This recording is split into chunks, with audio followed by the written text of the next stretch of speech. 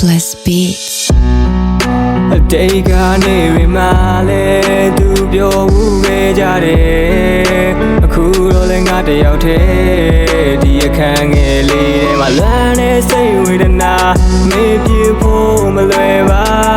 ငါရဲ့ခံစားချက်တို့မင်းမသိခဲ့တော့မင်းရဲ့ဆက်ပြီလား